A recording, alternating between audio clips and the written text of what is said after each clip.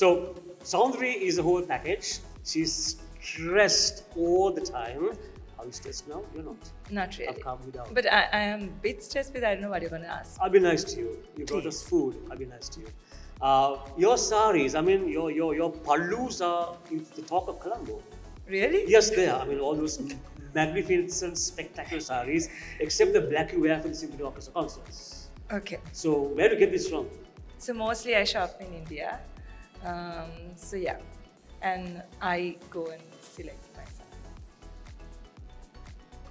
So if someone needs to give you a gift, a sari would be a good choice, or Sari would be a good choice provided they make the correct choice in buying me something that I like. exactly. So that's the Yeah. toughest part. So it's best they go to the shop and take pictures and So we have. So you chose law as your academic career, and then later on you gave that a little bit of a side. yeah, I didn't have a choice. So yeah, I did law and then I was working with Dr. Kumar at ICES. So that time it was more human rights and constitutional law focus. But then I realized my passion was music. So I went and specialized in intellectual property law and entertainment law at Berkeley. And that was amazing. That was always be my what if question. Because in entertainment law and Hollywood, you have so much, right? And as artist signs a contract, you look into so many things pertaining to music and law. But sadly, in Sri Lanka, I don't think copyright law has caught up as much as it should. So when I came back here, there was very little work in that specific area of entertainment law. I was still working, but then slowly the Soul Sounds Academy grew. And then now I'm into that full time, unless of course there's any specific research on entertainment law, which I do. Soul Sounds, how did the name come about? Wasn't thought about much actually. Sounds as Soundri, because you're called Sounds as No, well. I remember long years ago with the founding members, I was singing carols, and after that, the girls at HFC wanted to continue singing. I mean, that was the first lot of Soul Sounds girls. And they were like, let's think of a name, and I think it just came up. We really did just a conversation over dinner. But we didn't think it should connect with the word sounds or it should connect with the word soul. I really don't know. Why only women? No, there Yeah, are. No, the main. There is the mixed choir, but Yeah. the main Your choir. showpiece choir Okay, is... so can I ask you a question? You think men can multitask? Oh, oops. Two against we one. can, So we only cannot give childbirth. Okay, But we no, can. okay, I'm sure we can. you can. can. Rohan can, Shan can, we all can. No, so that's okay. Deranjan can. So do you think you could like have this interview, do your other work, plus commit to a rehearsal, plus perform And take on care stage, of plus kids. take care of family, kids. Without You blowing a can't. fuse. You can't even like answer a call when you're doing something, right? So Please that- put this mic on. I think it was switched on. So that was one of the reasons I did not have male members in Soul Sounds, because I knew I will not get that kind of commitment. I'm not denying the fact that men are extremely talented. The voices would have enhanced the treble voices of the girls. All that is well noted, but the fact that I wouldn't have got the kind of discipline and commitment I needed was the main reason I did not take men into the choir. Yeah, That's said discipline and done, was number okay. one at Soul Yeah. Sounds. I remember. Musicality wise, Yeah. the absence of a bass voice or a deep tenor, is there a miss there? You've survived very well actually without. I know. Yeah, so that's also because Soul Sounds came out of the HFC choir, which was a girls' school. So I've always got used to only hearing those treble voices. So it continued. Of course, a mixed choir, there's more depth. Now, recently, I don't know whether you heard, but I did the version of Danna Bodunge with a choir in Greece. And of course, the males were added to that. And there was so much beauty in that depth of the bass and tenors coming in. So no denying that. But I've just gotten used to the female choir. There are successful female choruses all around the world. So yeah. Let's start at the beginning. When you were in school, did you ever think that you'll become all these things? Not really. Not everything that I'm doing now is all new to me. It's new to the world. It's new to all my friends, my school friends, my classmates, and everybody else as well. But I was always artistic from my small days. But I never realized that I would go on this line, the hairdressing line. I wanted to do architecture, which is also a form of art. And I got a break to work with Ramani, and that's how I got into this. Got into the field just to try it out. I loved it so much that I never wanted to go away from it. Then, of course, the climbing and all that was something that came in. You went with the tide.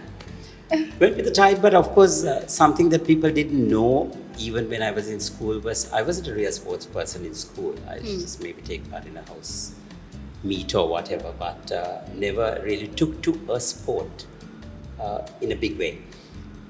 But what they didn't know was that I used to go with my father and do all these outdoor activities. Hiking, fishing, hunting, all that was done.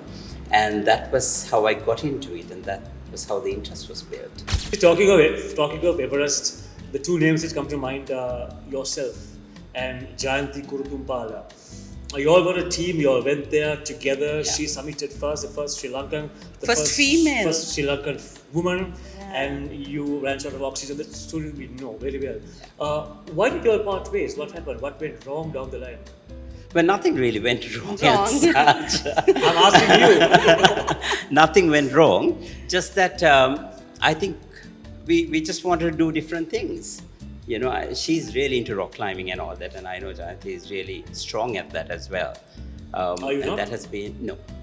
I'm not a rock climber at all. But she is, and she's really skilled in that. So she wanted to take that forward, and I know she's doing a lot with it as well, where she's training people, she's training kids to do it in Sri Lanka. And that also has been included as an Olympic sport now. Yes. So I think that's great that somebody has taken it and they're taking that forward.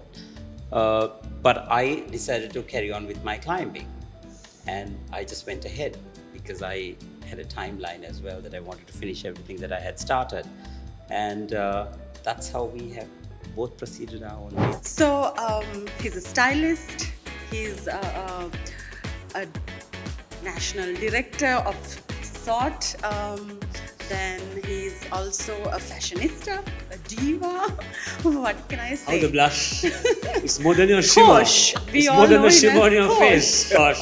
Hi guys. So Kosh, yes, what is like to be Kosh? It's challenging. I mean, like under this makeup, it's like dark circles, no sleep, because my business partners are in other countries in the world. So I have to be up around whatever the time they are up. So it's so hard. And adding on to this thing, like CEO of a leading talent agency in Sri Lanka. So like I'm managing around 75 homes.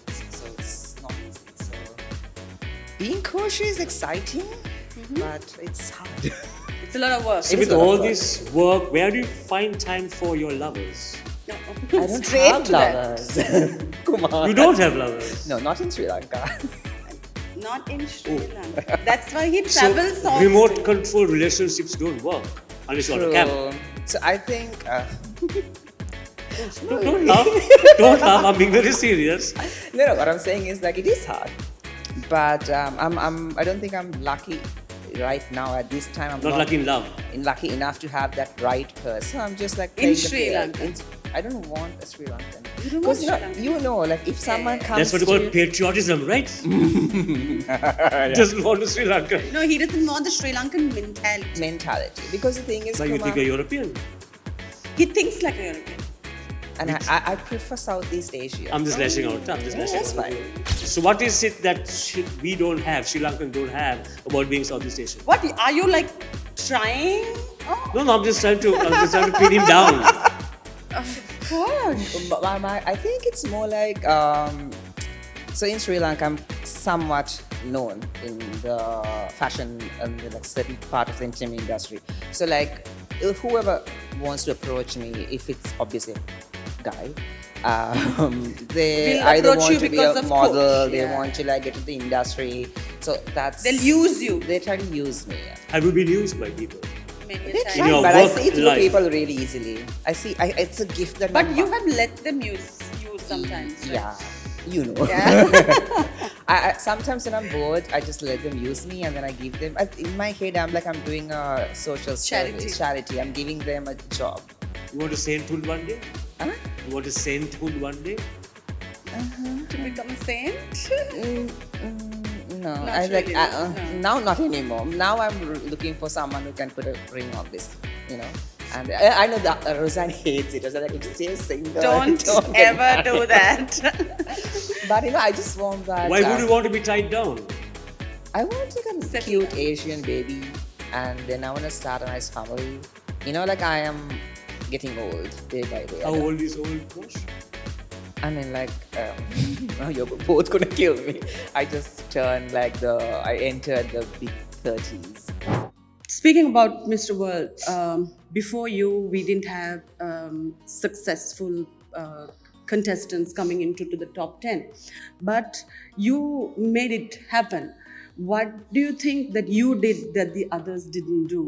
I think I've spoken about this in a common way, which will apply to all the pageants. Wherever you compete internationally, it's about understanding the DNA of the competition.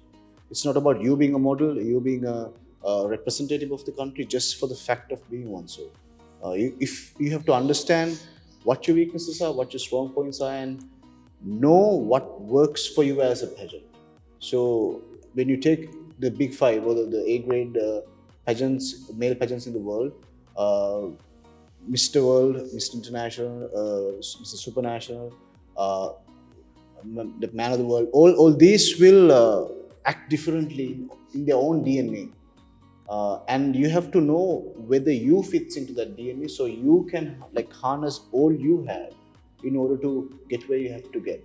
So, for an instance, if you divide in general the pageants to beauty pageants and modeling pageants, one who can model might be able to compete in a beauty pageant, but then again, someone who can compete in a beauty pageant might not be able to compete in a model pageant. It's vice versa. So you have to understand where the balance is, where your balance is, and know how to pick what's right for you. Because the charisma they expect, the life skills they expect, the IQ, the qualifications, the fitness levels, and what you have to do, how long you're there for, everything depends on the DNA of the pageant.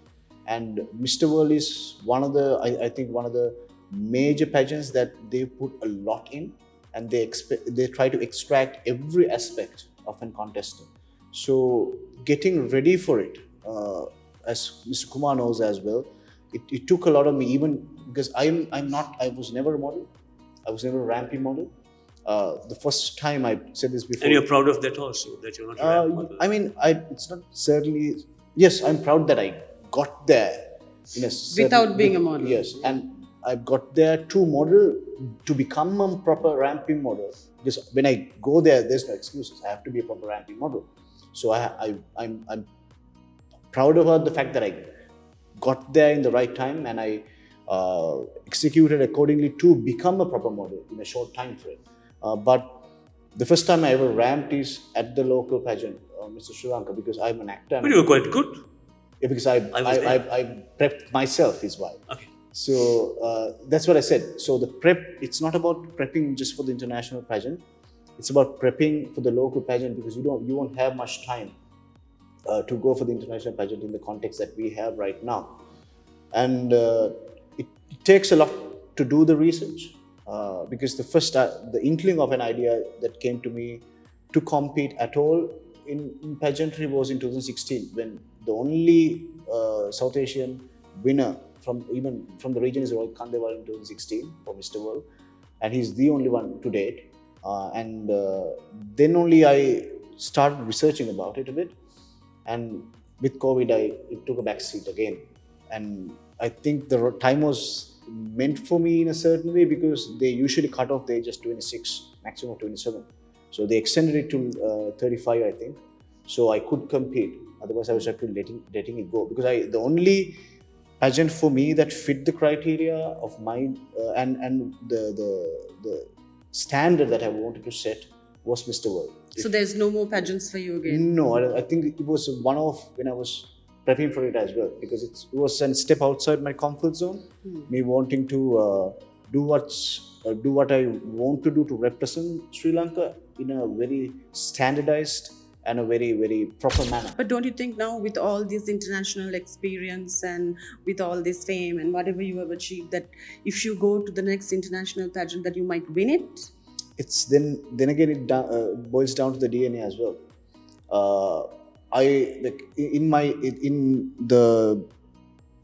I think international it could be something that has the same DNA, but I think I'm out of pageantry. But having won Mr. World, are there any other pageants you can go to at the same level? There could be one, but I think for me, it has always been Mr. World, the highest rank. The pageant that they had, the finale we had, I think surpassed a lot I've seen as well, even in India, because we had separate shows like equally good separate shows for national costume and for talent, and for the finale itself, huge shows, very well planned. So they're going out of their way to make it the biggest men's pageant show in the world. And I don't think it's easier to beat that anymore, because it takes a lot of logistics, it takes a lot of investment, and I think Mr. World for me right now is at the top. And there are some A-grade other, like as I said, the big five that are in the same vicinity, but standard-wise, going forward, I think Mr. World will be a bigger thing. You have some news coming out from their end as well in the recent future about how they're going to change some things. So it's just, it's different, is what I'm saying. A match routine. Say you have this major match today. How will you start your day? First thing is the coffee. When I wake up, You make your own coffee? I make my No own one makes coffee, for you, eh? and then in the house there is no one because I wake up early. How And when I go down, make my own coffee, I have my lonely time for about half an hour, 40 minutes. What's your composition of the coffee? 18 sugar? grams, Okay. Precise, huh? 18 grams. And then I have it, then I hit the gym for about half an hour. On a match day, about half an hour, 40 minutes. Have some breakfast and take it easy. I don't think too much about the game until the time's right. So till we're supposed to be at the club by 2 o'clock. So then I have lunch at 12, have a quick nap. So take it chill. Take it chill. Chill day. And I only kind of focus just before we go for the warm-up. Like 20 minutes before, then I put everything in my mind. What's the plan I have to talk to the boys, what's the game plan, how are you going to execute. So that's the dressing room atmosphere. Yes, that's the dressing room atmosphere. Even when I go to the dressing room, I just have a... Motivational player that motivates others also, or are you a loner player, like you have your own game plan? And I'm not a very... aggressive yeah. motivational guy. I'm very quiet. I just tell them what we should do, precise in what we have to do, especially the game plan. And to execute it, I give them the plan, and that's about it. I have the other players who are aggressive motivational players, so they take my role. So I'm kind of the very soft-spoken motivational guy. Does it work that way? Yeah, so my role is, like everyone knows who's been playing with me, I'm not that aggressive. So my role is to feed them with the correct information of how we want to execute it. That's the key word, So, correct information. Yeah, so I give the correct information and others take control of, they try to motivate. Because some guys you can't always be, soft-spoken. You need one or two guys to be very aggressive and to motivate them. So they do their job, I do my job, and then that's how it works. Now you, Rohan, in your 16 or many years of singing solo and with the choirs you've sung with and with your own brand, the Delano brothers, have you had people who've been, imitating you, the way you dress, people like that, going to your suppliers, shows you've done, have those things happened, that kind of imitation? Quite a few. Oh, really? Quite a few. wannabes. Quite a few wannabes, but doesn't the majority of people want to be these wannabes, seeing the others? I guess the answer is yes. But the interesting thing is how you go about it. I mean, I can't copy Kumar Silva. No, there's no point in my copying you because I'm not you and I can never be you. Nor can I be you. No, likewise. If you look at it from an artist's point of view, I mean, there are so many people who they say this is the closest Elvis Presley you will get to, right? But not Elvis Presley. Yeah, but no one is going to be Elvis Presley. Closest, yes. Yeah, you can do all the imitations of Elvis, but there is something that you will find which is not exactly that, right? So, like that, there are so many people who want to be. Yeah, what you can say is that people have got inspired by you. Yeah, that's fine. Yeah. I mean, we've also been inspired by so many others who have been there before us, right? But, for example, if I wear this particular jacket and someone copied the next day. someone wants to copy it, right? I mean, I think you look hideous if you wear this because it doesn't fit on you. It doesn't suit. So one's got to understand what really works for someone, right? So you can't just say for the sake of saying, you did a sacred concert, so I want to do a sacred concert. It doesn't happen But that that happens. way. Yeah, there are certain people. Yeah, there are certain people who do that, but you can't do it because it really doesn't work. There's a forte for every person, right? I mean, just because someone is a conductor, an orchestral conductor, I can't become an orchestral conductor because that's not my game. So you got to understand what you are good at. But you got a good point there. There's a lot of people who want to, I would say don't copy. Get inspired. Get inspired, make it your own. Do something different.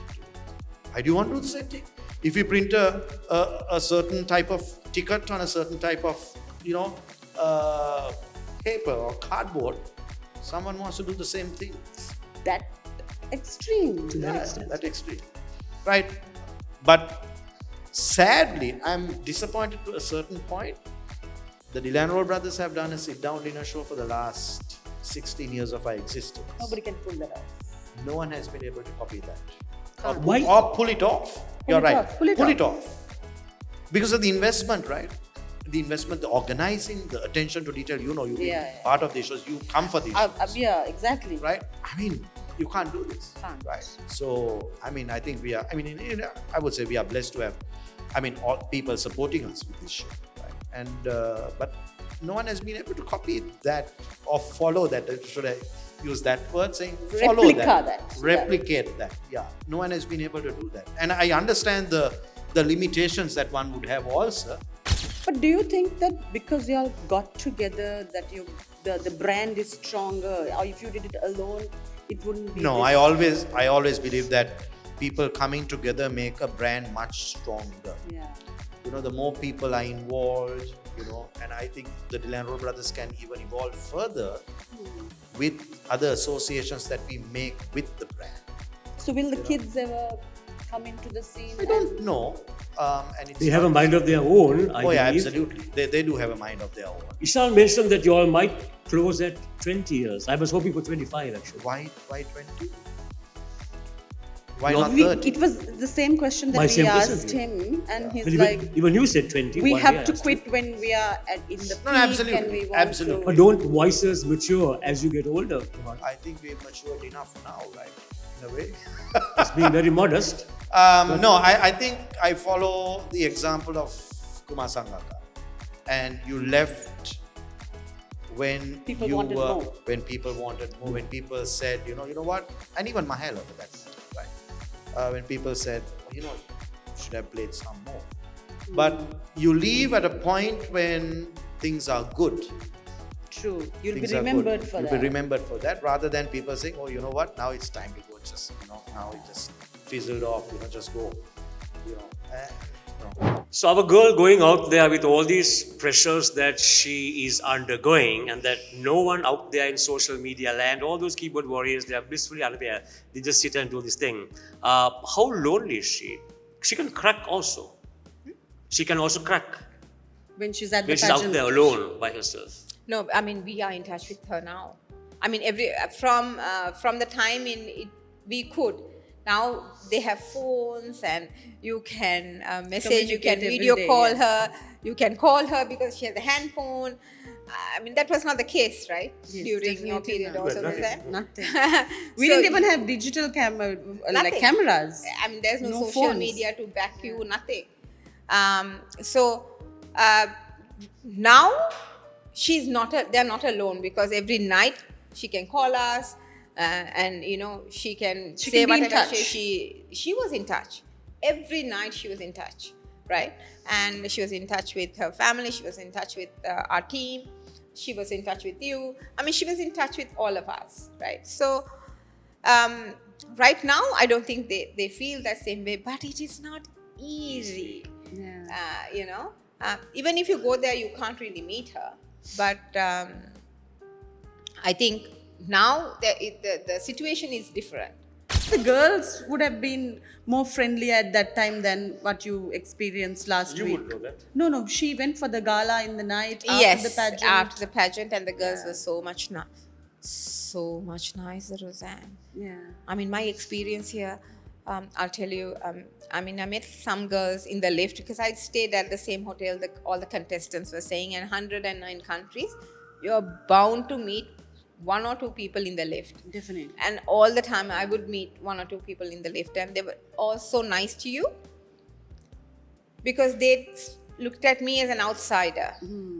The moment they realized I'm supporting Anudhi and I have come on behalf of Anudhi, there were some girls who were nice and smiled at least, and some girls would just Ignore you completely. as Just if I ignore you? don't Exist. Even when I wish them all the best, it was like I never said it and I'm not there.